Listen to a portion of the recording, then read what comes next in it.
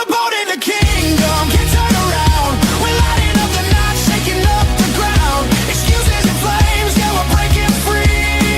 We'll be fire, this is our legacy.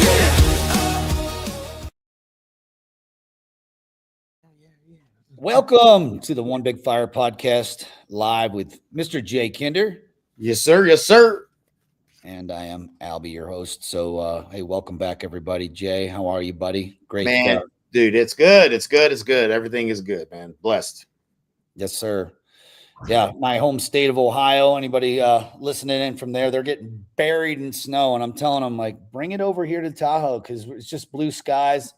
Yesterday, I was on the mountain. I snuck out after my appointments and everything. I just got out for a couple hours, and it was like 55 degrees or something. It was beautiful sun sky, and skiing down Blue Lake. And I'm like, dang, I wish I had some snow. Like, it's awesome. I love it, but like, it'd be nice to have a nice new blanket. So all you East Coast people getting buried, send that white stuff my way. We'll take it. We'll take it. So, oh man, right on. Man, I'm excited about our topic today. You were probably the first one to send me. I remember when you went down the rabbit hole about signal versus noise. Yeah. And we always talk about leverage and where agents can get leverage. They're not getting leverage. And we want to talk about where that's at and, the difference between signal and noise and how leverage plays into that. And, a lot of people, a lot of agents, they're in a position where money is an issue. They're chasing the money. I need more money. And the biggest realization, I mean, we've heard it from all the top coaches. We talk about it all the time, is that it's not the money that you need. It's the people, because it's the people that move the money. So we move the people into a position of leverage and the money then follows. So excited about our topic, man. So, and kind of talking about, you talk about it all the time. What actually moves the needle for, we talk about two different avatars. We have our real estate agent who's trying to grow their business and number of sales and grow that volume. Maybe it's raising their average sale price or doing more units. And then we have our team leader. And the team leader has different needles that they're moving because they're in the human development business, right? So if you're a team leader or a broker, what moves your needle is different than what's going to be moving a needle for an agent who's trying to, get four listings a month, right? And Mr. Wonderful has a great, I don't know if you sent it to me, but someone sent me the video of Mr. Wonderful talking about Jobs, and he's talking about Elon, and he worked with both of them, and he was talking about Steve Jobs, where Jobs was 85% signal and 15% noise. And then he goes into Elon. He's like, I've only met one person who's 100% signal, and that's Elon Musk, who's an alien, which we all know. Yeah. He's just constantly all signal all day. By the way, I don't recommend that. Okay. Yeah. He's just a different, I don't know if we call him a human. Yeah. Look at Android. But for real estate professionals, whether you're a realtor looking to grow, a lender looking to grow your business with agents, or you're a team leader, how much time are you focused on a daily basis on the signal versus the noise? So Jay, when you think about signal, what are you thinking about? So I might have a little different perspective, a little bit more out there, man. Like, to me, like it's like the flow state, right? So like I quit drinking four months ago, whatever it was, almost 4 months ago, because it was creating static. I didn't feel like I was dialed in and doing all I was capable of.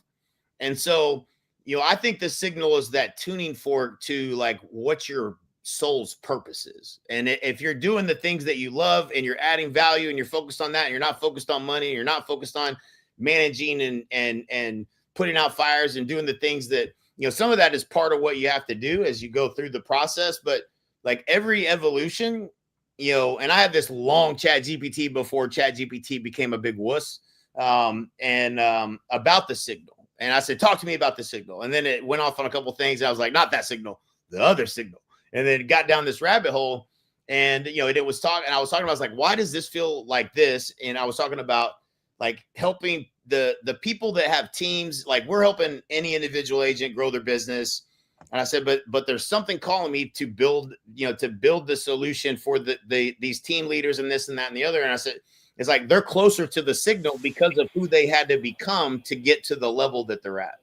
And I was like, dang, that's some deep stuff right there. Like, truthfully, like in order for you to, we say it all the time, it's Jim Rohn, in order for you to get to the next level in life, for, you're living at a small percentage of what you're capable of right now. And in order for you to get to the next level, it's more about who you have to become than anything. So, it's doing the right things, it's leverage, it's all the things that we're going to talk about today. But, it is more about who you have to become to get there. And that's, that's the real secret, and I think, that was what, when I'm in the room with people that I feel like Brett. So guess what happened with Brett Jennings? So this was while we were in Tahoe. So while we're in Tahoe, I'm thinking about Brett Jennings, one of the evenings that we were there. I think you'll know what I'm talking about. And I was like, man, I need to call Brett Jennings just to check in with him, because he's, so a good friend, dude that's murdering it, and I was thinking about him. And so the next day, bro, my phone's in my pocket and I hear it ringing because I have my earphones in because we were about to get on the lift to go up and snowboard. And it's ringing, and I'm like, man, I think I just butt dialed someone. I picked it up. It's freaking Brett Jennings. I never pulled his name or his number or anything. And he's like, dude, I was just thinking about you. And I'm like, you gotta be kidding. He's like, no, man, literally yesterday, I was just thinking about you. I need to call Jay. And I was like, you're not gonna believe this, dude, but I literally had the same thought. And so like that vibrating at that frequency, now we're getting into some stuff people don't know nothing about. But like when you're vibrating at a certain frequency, that's where I feel like you're dialed into the signal. You're doing the things you're meant to be doing. And that's, we could talk about psychedelics if you want to too, but there's a lot, I feel like being close to that signal is doing more of your purpose in life as much as anything. And so I don't know that, you asked me the question. Yeah, no, I mean, I think to that story, I felt like that happened in, I think like August, September for me.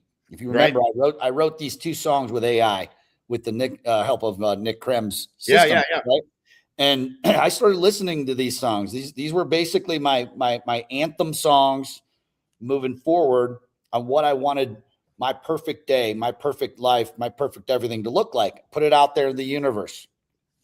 One of those things was I wanted to, and I said in 5 years, I wanted a home in Lake Tahoe. I wanted to spend X amount of months in Tahoe versus Ohio, all these things. And they were in the song. And I literally listened to these songs every single day, sometimes multiple times on the way to the gym.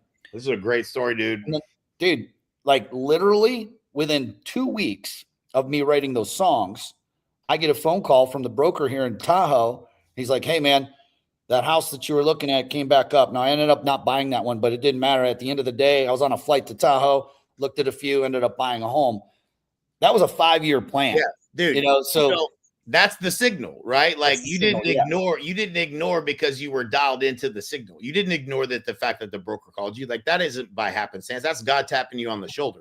You know what I'm saying? Like those things, and sometimes it happens, you're like, dude, that's crazy, right? Like, okay, let's just write that off. Back to doing what I normally do. But there's something pulling me in the direction of Brett Jennings. There's something pulling him in the direction of me. And it's not, recruiting them to EXP. It's something we're meant to do together, and it's something bigger than that. And that's why you don't ignore those things. You don't know, especially you listen to the song, you programmed that into reality. And that's what people talk about, thoughts are things. Well, do you believe that thoughts lead to your feelings? Yep. Okay, yeah. If I think a certain thing, I might feel a certain way. Feelings lead to your actions. You feel a certain way, you might respond differently. And then your actions lead to your results. Like everybody's like, yep. If you do certain things, you're going to get a certain result. If you don't get the results you want, it might be what your actions. Damn, then your thoughts are really things. That thoughts are things. This goes back to some books we've all read. But Think and Grow Rich, this and that and the other. But like you put that out until nothing is created in this world until it becomes a thought. You put that in motion. You put that into the universe. The universe brought it back to you because you were dialed into the signal. That's how I see it. Yeah. And to put a bow on what you just said, what you were talking about right there was your thoughts become, your feelings, right? And most of the thoughts that are coming from our minds, and our minds never shut off. We're constantly talking to ourselves, thoughts coming in, and a lot of it, majority of it is noise. And that comes from our ego. The signal comes from humility and being, having the awareness to see those thoughts, all that thoughts, the noise, the stuff that's coming in from our ego, and just allowing that to pass through our mind, not just sitting up there and swimming around, because that's where we get frustrated and quit. The signal comes from humility. And, we know the top leaders, in the country that sell lots of real estate. And what do we see most leaders do? When they get successful, they add complexity, or they had this old strategy that was working and they're going to defend that and hold on to that, right? Without wanting to pivot. And they're really, at that point, they could be spinning their wheels, seemingly busy, but they're confusing that motion with actual progress. So that what you've heard of the white belt. Have you heard of white belt mentality? Yep. Black brought this up on today's coaching call. It was brilliant. So I wanted to bring it up. And that really is what the difference with signal and noise. That white belt mentality is, if I was starting from scratch, would what I'm doing right now on a daily basis actually matter? Would it actually move the needle? And what would I have to remove from my daily patterns, my habits that I've been creating that may or may not be moving that needle? What do I need to remove before I start adding something else? And kind of just getting back to activity, dude. And what are those activities that move the needle?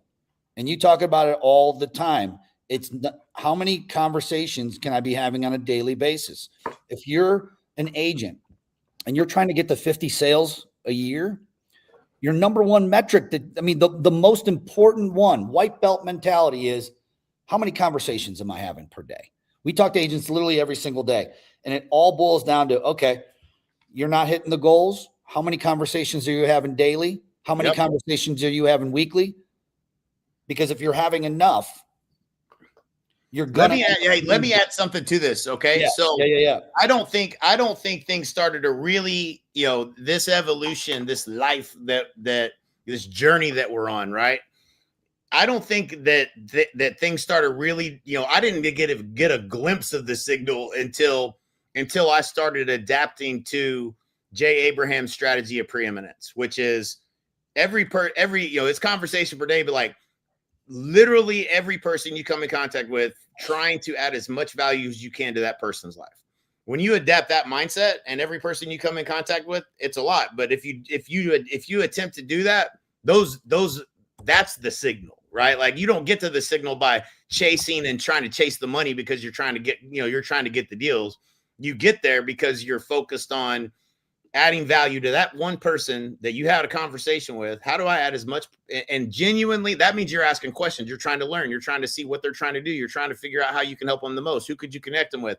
That means the lender that does the deal, the agent on another side of a deal, somebody you bump into in the hallway. If you're having a conversation that's meaningful, try to add value to that person. If you do that for your whole life, you'll reap the rewards of far greater than just trying to focus on the money, right? Yeah. So, kind of putting a bow on what you just said is the strategy of preeminence. And that starts as a foundation, right, Jay? Yep. Meaning it is the absolute foundation. The absolute foundation. You're here on this planet to add value to people's lives. As soon as you adapt to that, that's the reality. It's going to feel better, by the way. You're going to like what you do a lot more when you don't feel like you're trying to do it, something you don't want to do. When you know that your goal is to make the biggest impact in people's lives and do it as many times as you can. Now every interaction isn't you chasing business. It's the signal. That's the difference. And I think people, once you plug into that, you feel like you have purpose, Yeah. So if the statement that we believe is core true, right? That money doesn't move the systems. It's people that move systems, and systems move money. Our focus has to be on the people, right? Yep. So the foundation you're talking about, the strategy of preeminence, means when you're having those conversations we just talked about, like that's the leading measure. How many conversations are you having? And within those conversations, that's where the strategy of preeminence comes in, right? That's how we're approaching each one of these relationships, new relationships with a buyer, a new relationship with a seller, a new relationship with an agent. If you're an LO, it's the new relationship with that agent that you're trying to get their business, obviously, right? I mean, that's how it goes. And you're an LO, you're out there trying to grow your business. You need agents who are going to feed you loans and buyers that need money, right? So how are you approaching that relationship? Are you approaching it transactionally or on a deeper level with the strategy of preeminence? Yep.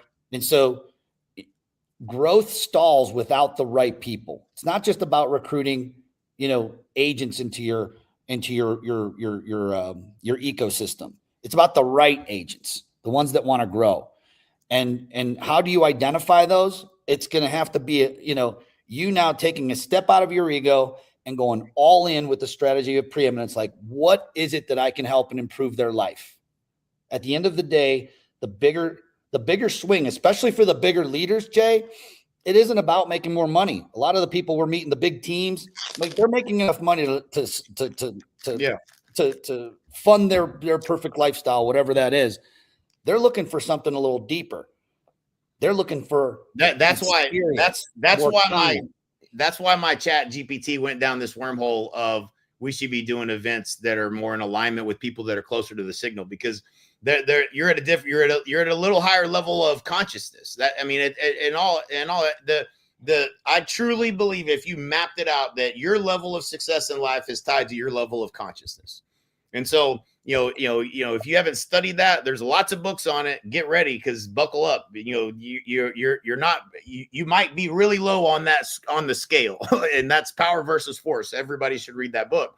But your goal should be to move away from trying to force things, and that's what we do. When you're trying to force it, that's not the signal. The signal is the power comes from you being dialed into the purpose.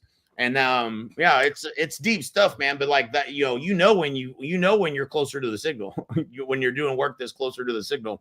Yeah. So I have a question for you, Jay.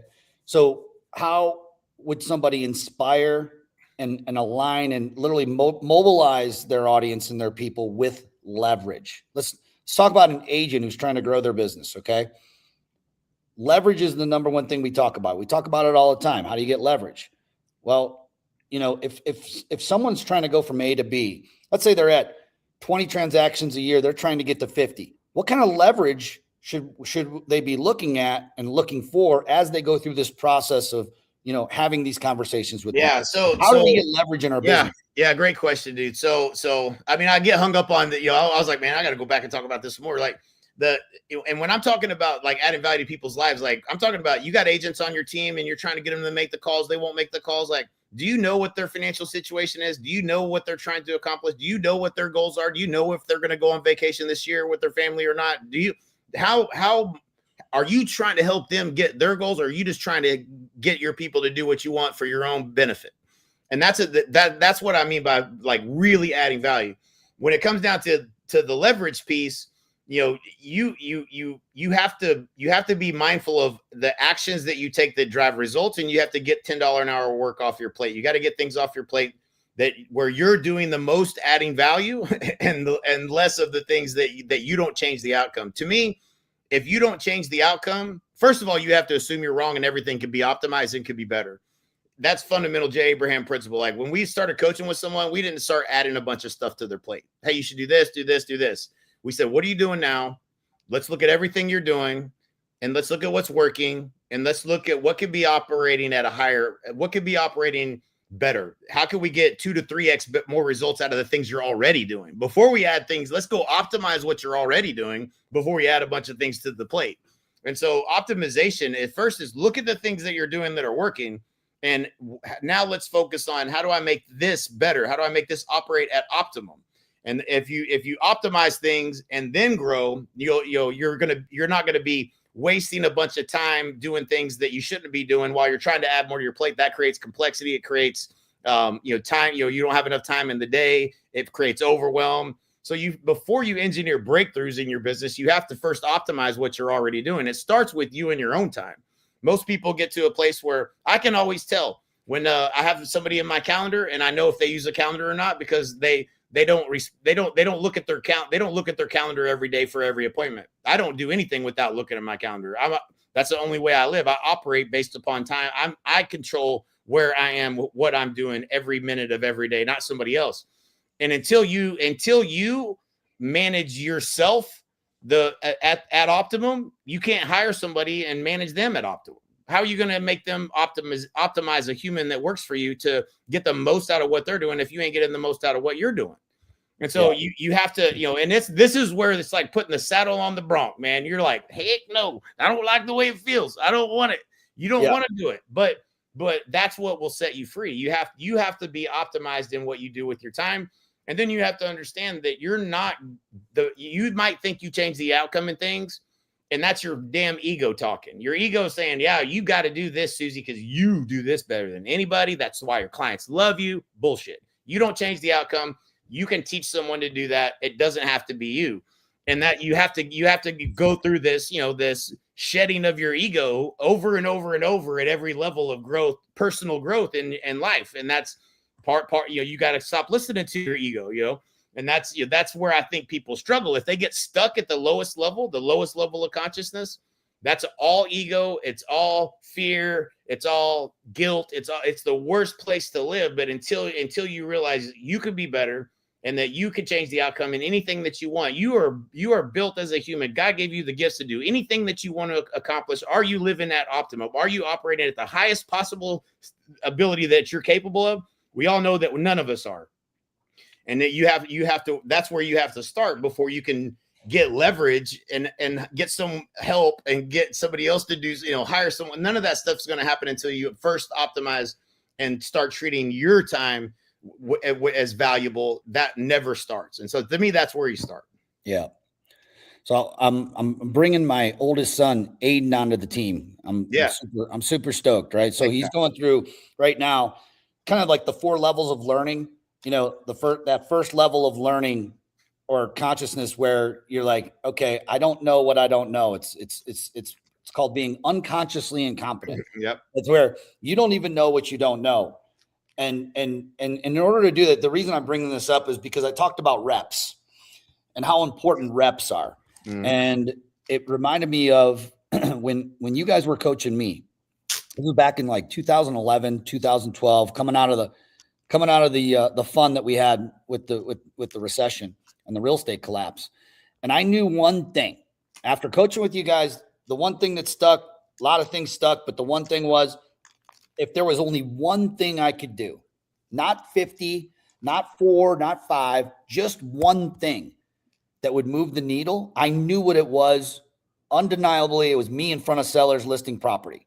So the question that I want, if you're listening to this, the question you want to ask yourself, if you could only work on one thing today, just one, not 2, not 3, but just one, what would create a disproportionate amount of results for what you're trying to achieve? If you're working with buyers, it's a little different than if it's a seller thing. So I literally got everything hired to everything else to get off of my plate, including like a bookkeeper. And it was like the investment was tiny compared to like the benefit I got from it. Right. But I knew this, that once I started getting rid of all the distractions and only focused on one thing, my goal was 2 to 3 listing appointments per day. And here's the fun thing for everybody. And this, if you're listening to this and your skills aren't where you want them to be yet, because you need more reps. In order, before you can get the reps, you have to have the people, right? Which is where marketing comes into play. That's where leverage comes into play. Do you have a proven, repeatable system that's bringing you in new people? The people have the money, right? That you can start to have these conversations with. I knew that getting everything off my plate and going on 3 listing appointments a day. Look, I'm not the fastest learner or sharpest knife in the box, but you put me on 3 a day, 5 days a week, even 4 days a week, I'm going to get good. You're going to get better. No doubt. You start to hit it, right? Like it starts to become more of a fun game versus a struggle every single time. And this knot in your stomach before you're about to knock on the door and meet new people, it becomes a game. But you need those reps are everything. In order to get those reps, you're going to have to get some stuff off your plates. A couple things for me, it was doom scrolling. I get caught up in the social media bullshit, all the politics that's going on, all the division and everything. It makes you no money. It serves you zero purpose, because guess what, everybody, no matter what's happening with the president, what's happening with the country, none of it, you can't control not one thing. There's nothing you could do that's going to change anything. The only thing it's actually doing is it's pulling you away. It's noise. Yep. It's pulling you away from the signal and staying in that signal and staying in the pocket and getting them reps in. So yeah, 100%. good stuff, man. Good stuff. So yeah, this is something that if you're interested in what leverage looks like, we happen to have an amazing program that we just got off with. 190 agents were on the live call, Jay, yesterday. Yeah, it was, dude, it was sorry, packed. 2 hours ago. It was Yeah. packed. Packed room, man. Yeah. And it was fun listening to like the two different groups of people, like people that were having the like experience, like, hey man, I've been with you guys for 3 months and I have 2 in pending. I'm working with 3 new listings, and we just started the ad like 2 months ago, and I've spent like $600 and I have a full pipeline full of business right now. Those were fun to see that. Then the other half was the people who, have not been with us, and they're like, yeah, I'm not getting any of this from my current broker or team leader. Like, this is Of course not. Yeah. incredible. Go to jetfuelleads.com if you're interested in looking at what that leverage could look like for you and your business. We'd be delighted to have a conversation with you. But we do these live calls every Thursday now. What is it Central Time, Jay? 12 o'clock Central. 12 noon Central. If you'd like an invitation, go to jetfuelleads.com. We'll get you an invite to that. And you can meet just the team that's going to build everything out, customized to you, your marketplace, the business that you want to build, the business that you've been trying to figure out how to get. And we do everything for you. We don't charge you a penny ever. We don't take a commission. We're not trying to get in your pocket. We just want to see you win. And the reason we're able to do that is because of the Model VXP. I was able to build a $100,000 a month marketing and implementation team, and I don't need the money. I just need to help people. I need people that want my help. And so that's what it's all. You talk about signal. That's making an impact. That's, everybody on the call, you saw in the comments, people are like, and now how much is this again? Everybody think, no, for real. I know it sounds crazy, but Al and I, we do pretty well for ourselves. And you know what, the way that we do better is by helping other people do better. And so why would we not invest into helping you? Of course we would, because that's how we win too. We don't win unless you're winning. And so that's the beautiful thing. People don't get that about the model of VXP. And that's the benefit. The benefit is you're not alone. You don't have to figure it out. You don't have to go pay Zillow 40%. You don't have to take that deal from your broker that he wants you on a 50-50 split and takes 35% that goes to OpCity or whatever. When you have a team of experts that help you execute, that's leverage. Yeah. And so, that's what we're doing, man. It's fun. Jay, I want to expand on that for just a second before we get off here. You refer to this a lot, and I'd like you to expand on the agent tax. Yeah. Yeah. Because if you're watching this, you're being taxed somewhere, right? Yeah. And I don't know anybody. I take that back. I won't even mention the person's name. I met one person who I said, you like paying 50% in taxes? He's like, yeah, sure. I'll just go make more money. I won't, you know who I'm talking about. I'm not going to mention it right now and call him out. But at the end of the day, everyone else that I've ever met were like, nope, I don't like paying taxes. Right. Yeah. So think about it from the standpoint of like paying taxes to the government. You're also paying taxes. Taxed, yeah. You're getting taxed by your broker. Some people are getting taxed 50%. Back in the day, in the days where there were kings, kings that ran kingdoms. If you took 50% of your, in your kingdom, if you taxed them at more than 50%, they would behead the king. They're like, yeah, that's too much. Y'all went too far. But some of y'all are on 50-50 splits. Some of y'all are on 70-30 splits. Some of y'all don't even know the split. Y'all go around telling people it's I'm on a 90-10. Well, what about that Coldwell Banker fee of 6% that never ends? Oh yeah, that too. Okay, well, that's not 90-10. So if you do what you say you're going to do that math, you're paying them $50,000 this year. That's a lot. That's a big tax. And so, it starts with understanding you're getting taxed the day you get in the business. Everyone's like, ooh, look here, we got a new licensee. No one's going to show them what to do. The first thing they're going to want to try to figure out is how to get deals. Let me show you how I can help you and take some of your money. Take all, give me a piece of the transaction. And then you're like, okay, I got to figure this out. Surely somebody can help. Oh, look at all these influencers selling me a course on how to do it. I'll just buy one of those. Okay, the next Zillow rep calls. Oh, hey man, we'll sell you that. For me it was called Lot and View. That territory, that zip code's available. You want to, we'll sell it. Nobody wants that one, but we'll sell it to you. You can have those leads. And how much does that cost? $2,500 a month. Why? Because you make $10,000 on a commission. They know that if you understand math, that you would pay a little bit of money to make sure you can make a $10,000 commission. And so everyone's been trying to get in your pockets, and that's just how the business is built until you learn how to acquire a customer on your own. You might have referral business. You might have a sphere of influence, but you can't go mash on that lever. I'll use the example, like you can go to, if you met someone in the grocery store and had a conversation and ended up selling them a house, I bet you $100 you can't go back to that grocery store next week and do it again. It doesn't duplicate. So if you want to get to the next level, you could either try to meet more people and add more value to those people's lives, would be my recommendation if you're going to go that path, and hope that works out with just the belief of you're closer to the signal and maybe you'll get there, and maybe you will, probably will actually. Or we could say, let's have that same mindset. Let's still add value to people's lives, but let's increase conversations per day at the lowest possible cost. And let's learn how to turn a stranger into a valued client, and do that through marketing without having to depend on someone else that's trying to get in your pocket and get a percentage of your money. And I didn't know what I was doing. I was just trying to figure it out like everybody else. You know what I'm saying? Yeah. I was like, what I learned was, man, if I go to this event, it's going to be a bunch of it's going to be stuff I don't use, but there are going to be one or two things that help. And I would be like, oh, that's the thing right there. I didn't know that. And boom. And I would go back and I would try to figure it out and do, add that to my repertoire, my weapons. And then it wasn't until Jay Abraham, like that's when the whole thing flipped on its head for me, was when I went to a Jay Abraham event. And that, then I learned optimization. I learned the strategy of preeminence and all of these things, and it all made sense. There was so much more opportunity than what I was doing. But then it was, Jay Abraham's one of the top marketers in the world. Dan Kennedy, that linked me to Dan. Now we're at Dan Kennedy events. We're paying Frank Kern $60,000 to be in his mastermind.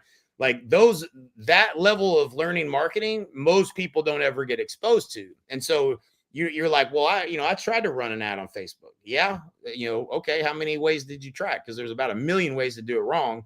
And so, you say, well, that doesn't work or whatever. No, it's not that it doesn't work. It works. You just don't know how to do it. And so you either become that person that learns all this stuff, or you get around people that can help you do it.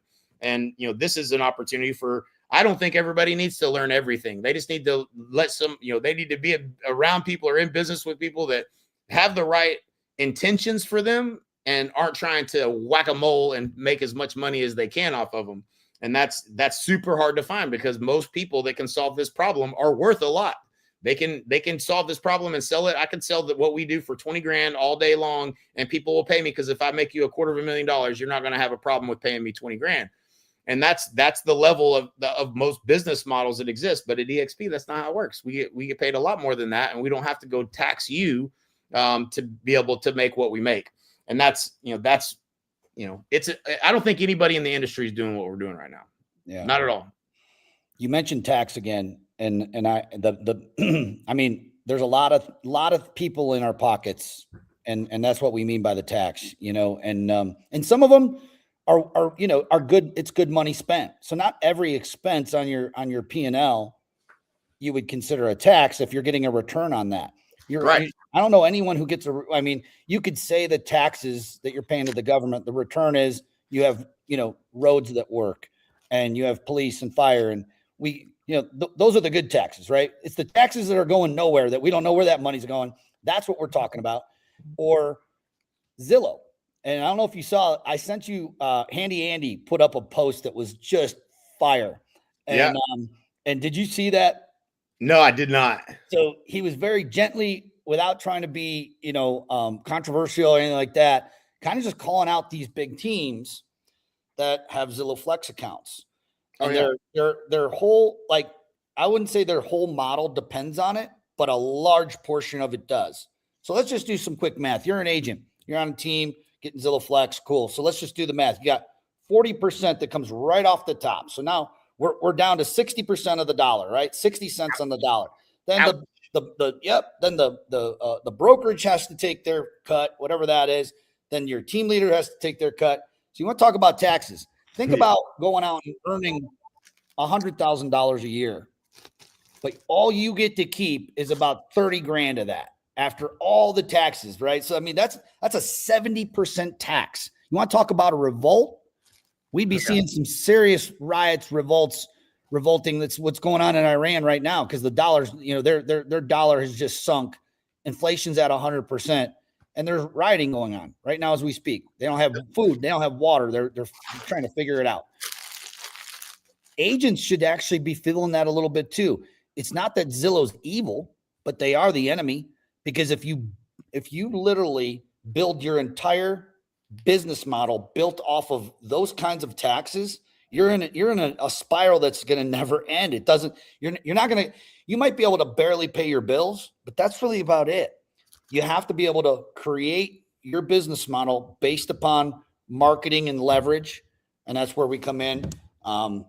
Yeah, man, been a great pod. I love these topics are my favorite, because when something's not running efficiently, it makes me not want to sleep at night. So go to JetBlueLeads.com, check it out, hop in and watch what we do.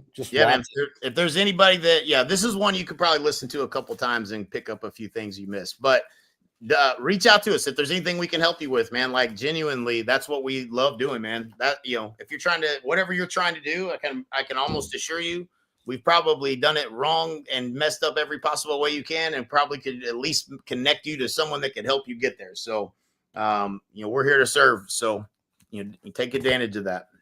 All right, I appreciate you, brother. Appreciate you, brother. As always, one big fire. Thanks for joining us today. We will see you at the top or from the top. Have a great day. Yep, later.